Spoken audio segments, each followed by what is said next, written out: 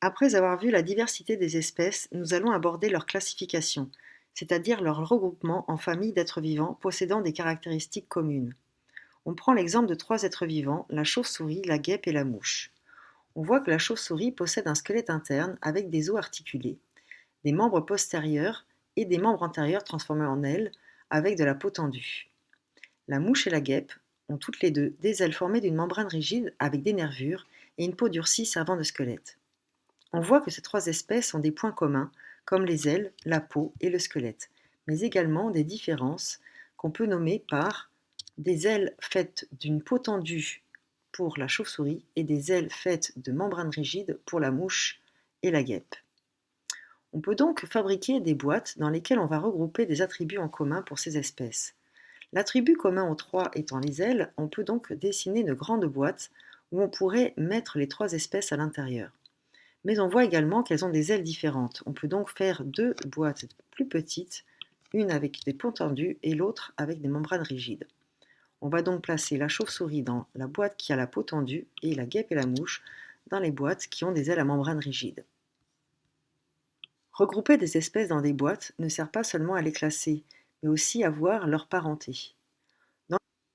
Dans l'exemple suivant, on a un chat, un lapin, un triton et un crapaud. On va donc voir quels sont leurs liens de parenté.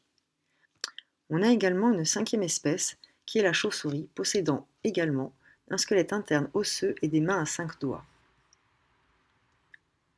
Le chat, comme on peut le voir ici, a 4 pattes, un squelette interne d'os, des poils et des mains à 5 doigts, comme le lapin d'ailleurs. Le triton, lui, a 4 pattes, un squelette interne d'os, une peau nue et des mains à 4 doigts, comme le crapaud commun. La chauve-souris, elle, possède, comme le lapin et le chat, 4 pattes, un squelette interne d'os, des poils, des mains à 5 doigts, mais elle a en plus des ailes. On peut donc construire un tableau d'attributs, c'est-à-dire un tableau où on va mettre les noms des espèces d'êtres vivants et leurs attributs en mettant un plus dans la case où l'animal a l'attribut.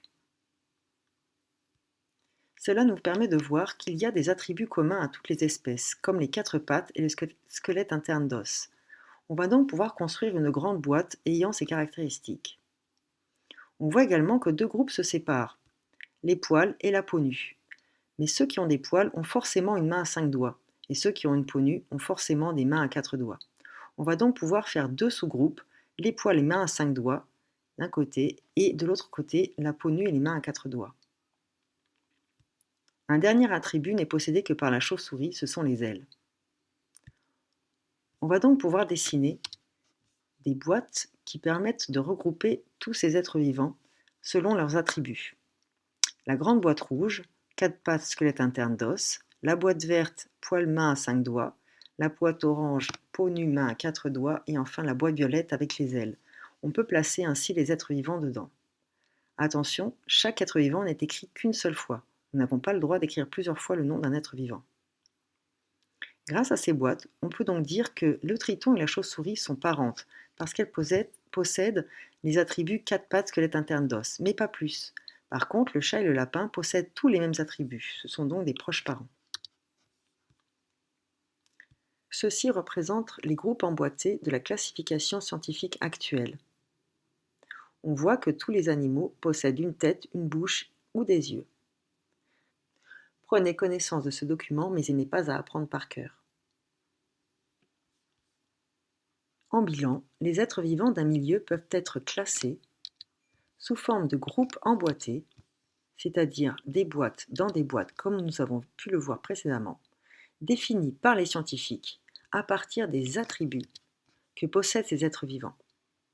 Les êtres vivants qui partagent les mêmes attributs sont réunis dans un même groupe, boîte.